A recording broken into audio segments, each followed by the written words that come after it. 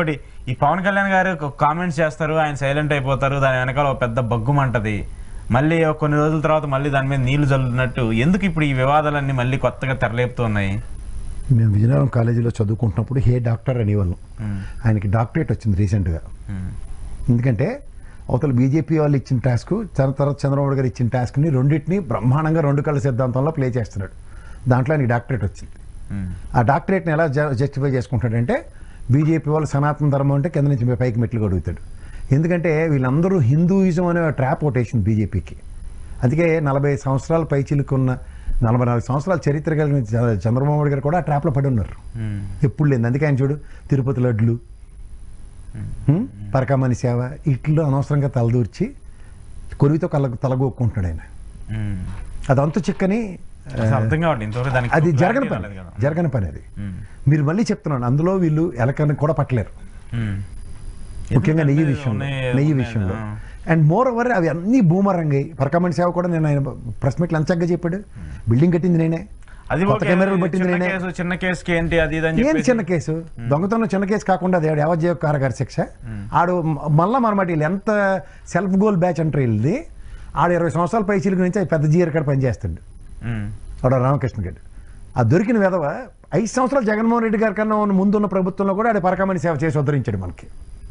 అప్పుడు పట్టుకోగలిగారంటే కెమెరాలు సరిగా పనిచేయట్లే. ఇప్పుడు వీడు ఎన్నాళ్ళు బట్ట దొంగ అనుకుందాం. మొదటిసారి దొంగ అంటే ఆయనకి అలవాటు లేకపోతాడు, అదే పందాలు ఎత్తడానికి ప్రయత్నించాడు కదా అనుకుందాం. వాడు పాత దొంగే అనుకుందాం. కానీ ఈ నాయనలో పట్టుకున్నాడు కదా. పట్టుకున్నప్పుడు వాళ్ళకి ఎంత క్రెడిబిలిటీ లేదో జాగ్రత్తగా విందాం మనం. అంటే అది గౌరవ న్యాయస్థానం ఫస్ట్ న్యాయస్థానంకి వెళ్ళింది. 379, 381 కేసు కడితే న్యాయస్థానంలో కదా అడిగి జైలు శిక్ష, తర్వాత అడిగి బెయిలు, తర్వాత అది తీసుకెళ్ళి లోక్ అదాలత్కి ఎప్పుడు కన్విన్స్ అవుతుందండి? లా చదువుకున్నట్టుగా చెప్తున్నా. న్యాయస్థానం ఇది ఈ ఫాస్ట్ ట్రాక్ కోర్టులు అంటే లోక్ అదాలత్లో ఏమైనా పరిష్కారాలు అవుతాయా అని అడిగినప్పుడు కన్విన్స్ అయిన పోలీస్ డిపార్ట్మెంట్, కన్విన్స్ అయిన వాడు గౌరవ న్యాయస్థానం, 3 పార్టీలు అందులో లోక్ అదాలత్లో తీర్చుకోవడానికి న్యాయస్థానం డైరెక్షన్ ఇస్తుంది. న్యాయస్థానం దాంట్లో ఉన్న క్రిటికాలిటీస్ని, సీరియస్నెస్ని యాప్ చేసుకుంటే లోక్ అదాలత్కి ఇవ్వదు. సత్వర కేసుల పరిష్కారం అన్నది ప్రాస్పెక్టులో దొంగతనం కేసు కింద చూస్తుంది. నేను మీరు హిందూ మనోభావాలు స్వామివారు కాబట్టి దాని గురించి ఒక స్పెషల్ అన్నది డెరగేటరీ ఏం లేదు. ముస్లింలలాగా హిందుత్వాలు అలా ఏం లేవు మనకి, అంత ముఖ్యంగా దొంగతనానికి. కానీ వీళ్ళు ఎంత చక్కగా యాప్ చేసి మారుతారు. ఎవరిదాకింది మా భాను ప్రకాష్ అన్న కాళ్ళ మధ్య లొంగి కట్టుకుని అక్కడే తిరుగుతుంటాడు. వచ్చిన వాళ్ళందరినీ తీసుకెళ్ళి లోపలికి నేనే ఫోటో ఇచ్చాను తెలుసా అంటండి. ఎప్పుడు? మొన్నట సిట్ అధికారులకి ముందు ఆ పరకమణి సేవ దొరికినప్పుడు అప్పుడే కోడిపోయాడు. 4 పీక్ ఇవ్వలేదే. ఇప్పుడు నీ వల్ల కాదు, నీకు బీజేపీ కదా పైన వెస్ట్ హిందూ పరిషత్తులు. మరి హిందువులు అంటే ఇలాగ కింద దొల్లేస్తారు కదా, వాళ్ళకి ఇచ్చి ఇంత ఘోరం జరుగుతుంది దేవదేవుడి దగ్గర. ఆ పెద్ద జీరు అయితే ఇక్కడ చిన్న జీరు రియల్ ఎస్టేట్లో బిజీగా ఉంటాడు, పెద్ద జీరు మరి కింద దెక్కుంటాడు. మీరు రెండని చెప్పొచ్చు కదా. వస్తే వాళ్ళు కూర్చుని గొడవ చేయరు. ఆ విధంగా ధర్నా కనబడింది మీకు ఎక్కడైనా? లేదు కదా. ఇప్పుడు కోర్టు రిజిస్ట్రేషన్ డైరెక్షన్ ఇచ్చింది. ఏది ఈ ఆస్తులు ఏవైతే ఉన్నాయో నేను రిజిస్టర్ చేయండి డైరెక్షన్. ఉదాహరణకి న్యాయస్థానాన్ని క్వశ్చన్ చేయడానికి నేనే ఉన్నాయి. ఎవరు క్వశ్చన్ చేయరు. ఇప్పుడు హైకోర్టు ఇవాళ అదే ఎందుకు పరకమణి సేవలో రామకృష్ణ గారికి కోర్టుకు వెళ్ళి నాకు ఆ ప్రొసీడింగ్స్ కాపీలు ఇవ్వండి, సిట్ అధికారులు ఏం చెప్పారు చెప్పండి, ఇంకోటి ఉన్నట్టు నోరు మూసుకుని పక్కకెళ్ళి ఎవరు దొబ్బి పక్కకి నువ్వు ఇప్పుడు ఇంప్లీడ్ అవ్వడానికి లేదు, గెట్ అవుట్ అని చెప్పారు. మరి న్యాయ వ్యవస్థ పనిచేస్తుంది కదా. వ్యవస్థ పనిచేస్తున్నప్పుడు దాని మీద కామెంట్స్ చేయకూడదు కదా. ఎక్కడి నుంచి ఇస్తారు డెలిబరేషన్స్? ఇప్పుడు దొంగతనం చేసిన వాడు పట్టుకోవడం తప్ప, వాడికి న్యాయపరంగా శిక్ష పడడం తప్ప, న్యాయపరంగా వెసులుబాటు ఇవ్వడం తప్ప. ఉదాహరణకి బోర్డు విషయంలో మాకు కూర్చుందాం. బోర్డు కాన్స్టిట్యూట్ అయినప్పుడు ఒకటే కాదు కదా, వేరే రాష్ట్రాల నుంచి కూడా తీసుకొచ్చారు. అదే కదా ఆయన చెప్పింది జగన్మోహన్ రెడ్డి. ఇప్పుడు బోర్డులో సుధామూర్తి గారు ఉన్నారండి, మాకు ఆవిడ మీద గౌరవం ఉంది. ఈ దొంగ వెధవ, ఈ వెధవకు మళ్ళీ ఉద్యోగం ఉండక నేను వ్యతిరేకిస్తున్నాను డిసెంట్ నోట్ రాసిందా మా జయప్రకాష్ నారాయణ, ఎల్విసి సుబ్రహ్మణ్యం గారు, నెక్స్ట్ ఇంకో మాకు ఐవీఆర్ కృష్ణారావు గారు. వాళ్ళ జీవితంలో డిసెంట్ నోట్ రాయరు, బయటకు వచ్చి మాత్రం బ్రహ్మాండ ప్రవచనాలు చెప్తుంటారు.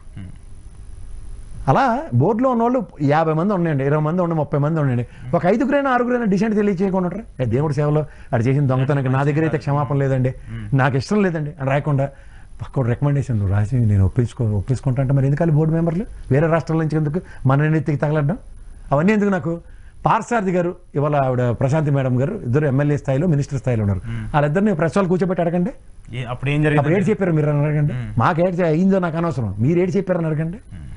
ఇప్పుడు వాళ్ళు అప్పుడు ఇష్టమే, అప్పుడు ఇష్టమే అన్నారు అనుకోండి, అప్పుడు చెప్పండి వాళ్ళు కదా. ఏటిది ఏ మనోభావాలు మీకేనేటి, మాకు ఉండవా? ఆ దేవదేవుడి పట్ల మనోభావాలు ఎవరికి ఉండవా? ప్రతి ఒక్కరికి ఉంటాయి. ఉన్నప్పుడు ఏమి ఈ పోయి కాలం ఏం రాజకీయం ఏంటి నాకు అర్థం కదా. కానీ ఇది మాత్రం ఖచ్చితంగా కన్సిడరేషన్ చేయాల్సింది కాదు.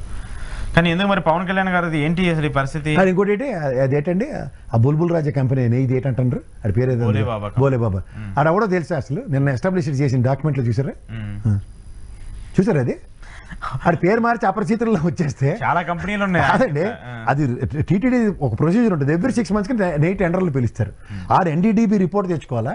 ఆ రిపోర్ట్కి జీటుగా తిరుమలలో ఉన్న పారామీటర్స్ మీట్ అయ్యి అదే నెయ్యి సప్లై చేస్తేనే లోపలికి వెళ్ళవు. లేదంటే ఆడి కంటైనర్లు ఈ లాయల్లోనే పంపించిన ఉన్నాయి. ఎవరు? చంద్రబాబు గారు గవర్నమెంట్లో, జగన్మోహన్ ఆయనలో. అప్పుడు లేని అప్రహెన్షన్ ఇప్పుడు ఎందుకు వస్తుంది? అది కూడా మళ్ళీ జస్ట్ లాస్ట్ 2 years నుంచి అంటున్నారు. అంతకుముందు మరి ఫస్ట్ 3 years మరి అదే కంపెనీ మరీ అసలు పరాకష్టకు కూడా అర్థం ఉండదు. లాస్ట్ 2 years చెప్పారు కదా, అయోధ్య దేవాలయంకి లక్షల అడ్లు పంపించారు. వాళ్ళు ఏమైనా పల్లెత్తి మాట అన్నారా? అక్కడి నుంచి కంప్లీట్ రాదు అసలు. నేషనల్ అది ఎలా ఇచ్చింది ఫస్ట్ పర్మిషన్? అంతకన్నా ముందు సార్ మన సిపాయిల తిరుగుబాటు, ఆ పంది కొవ్వు ఉన్న తోట తీయమంటేనే కదా సిపాయిల తిరుగుబాటు వచ్చింది. అది కదా మన పవిత్రత హిందూకి. వీళ్ళు పొలోమని ఎగేసుకొని ఇచ్చేస్తారు కదా. అలా అప్పుడు చంద్రబాబు నాయుడు గారు అనగానే ఈ హిందూ సంఘాలు అన్ని తెరబడిపోయి చూసేవారు కదా. ఇప్పుడు ఏమి? ఇప్పుడు ఎందుకు దాని మీద వీళ్ళు ఎవడు తిరుపతి వెళ్ళలేదు 5 ఏళ్ళ పాటు. ఎందుకు వెళ్ళారు అందరూ వెళ్ళారు, చాలా మంది వెళ్ళారు. వెళ్తే లడ్డు తినకుండా ఉన్నారా? పోనీ చంద్రబాబు గారు మీరు దేవుడు కదా, మీకు నోట్లో కాగడాలు పెట్టుకుని కాల్చుకోండి నాలుగులే. నేను లేదా నాలుగు మీద కర్పూరం వెలిగించుకోండి ప్రక్షాళన. అదేంటిది మాకు కోవిడ్ ఇచ్చారండి. కొవ్వు కాదు కదా చెప్పేది కదా, డిక్లేర్ చేసి. మీరు రోజుకో మాట మీరు చెప్తే నేను మొదటి మాట మీద ఇప్పుడు కొవ్వు కాదు. మీరు రోజుకో అరికది రాయండి. మధ్యాహ్నం అదిబట్ల నారాయణ దాసరావు గారు చెప్పారు. ఆ టీం స్పెషల్ టీం చెప్పింది కదా. నాకు స్పెషల్ టీం ఎవడో బయటకు వచ్చి చెప్పలే. ఈ తెపేల సార్లు మీరు చూస్తే కళ్ళు పోతాయి రోజుకి. వాళ్ళే చెప్తారు. అందులో పౌడర్ డబ్బా స్పెషలిస్ట్ అడ్డమైన చెత్త కథలు వెళ్ళడానికి. అది కొవ్వు కాదని చెప్పేసి తర్వాత వాళ్ళే ఒప్పుకున్నారు కదా. అది ఎవడు ఒప్పుకున్నాడు? ఎవడాడు బయటకు వచ్చి అధికారం చెప్పండి. యాసిడ్స్ కలిపి దాన్ని చేస్తున్నారని చెప్పేసి చెప్తున్నారు. నెయ్యిలా క్రియేట్ చేస్తున్నారు. అల్లదేది ఇప్పుడు అనుపమ్ ఖేర్ గారి సినిమా వచ్చింది. అటు పైన కూర్చుని బాంబు తయారు చేసి పేల్చేసినట్టు. అది కూడా వీళ్ళు రాసిమ్మన్నాడు కదా. వాళ్ళు తెలకమాల సార్, వాళ్ళకి తల తోక ఏటి ఉండదు. వాళ్ళు జర్నలిజం చదవలే. కుల ప్రాతిపదిక మీద డిగ్రీలు వచ్చిన వాళ్ళు 90 మంది ఉన్నారు దాంట్లో. అదే మీరు అడ్డకు బుర్రొప్పకండి. వాస్తవాలు ఈ వాస్తవాలు మాడదాం. మిగిలినందరూ యాంకర్ బ్యాచే. సరే అయితే మీరు వైసీపీ కొంచెం మారాలంటారు. రక్షాలించుకోవాలి. అదే ఎందుకంటే రాజకీయ పరిపక్వతతో నేను మాట్లాడిన ప్రెస్ మీట్ కనుక ఆద్యంతం మీరు గమనిస్తే ఫస్ట్ టైం బాణకేసి ఉతికెడాలి. ఆయన ఎప్పుడు ప్రెస్ మీట్ పెట్టినా వీళ్ళకి గుండెల్లో రైలు పడతాయి. మా వరలరామయ్య గారికి అందుకే తెలుగుదేశంలో వలకరామయ్య అంటారేమో అనిపిస్తుంది. షర్ట్ ఏంటి, ఆ కూర్చోడం ఏంటి, ఆ మాటలేటి. నాకు 2 మాటలు జైల్లో పెట్టాలన్నదానికి మా పదం వాడాడు ఆయన. రెండోది బోధేశ్వరమ్మ గారిని సింగులర్తో ప్రశంసించాడు. ఈ 2 తప్ప నాకు అందులో ఆక్షేపణ కనబడలే.